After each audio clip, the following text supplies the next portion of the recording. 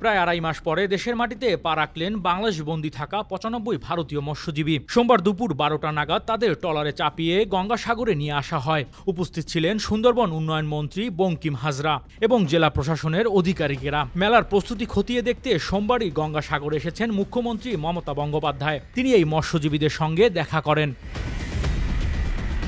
জলপথে ওই মৎস্যজীবীদের গঙ্গাসাগরে নিয়ে এসে স্বাস্থ্য পরীক্ষা করানো হয়। গঙ্গাসাগরে পৌঁছে মৎস্যজীবীদের সঙ্গে দেখা করেন মুখ্যমন্ত্রী। তিনি কথা বলতে পারেন মৎস্যজীবীদের পরিবারের সঙ্গেও। সোমবারই নিজেদের বাড়ি ফিরতে পারেন ওই মৎস্যজীবীরা।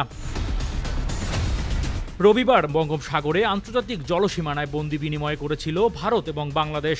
দুই দেশের উপকূলরক্ষী বাহিনী এবং প্রশাসনিক অধিকারীদের উপস্থিতিতে গোটা প্রক্রিয়া সম্পন্ন হয়। বাংলাদেশ ভারতের হাতে তুলে দেয় বন্দি থাকা ৯৫ জন মৎস্যজীবীকে, আর ভারতও বাংলাদেশের হাতে তুলে দেয় বন্দি থাকা ৯০ জন মৎস্যজীবীকে। দুই দেশের মৎস্যজীবীদের বিরুদ্ধে আন্তর্জাতিক জলসীমানা অতিক্রম করার অভিযোগ উঠেছিল। Desk report, metro TV.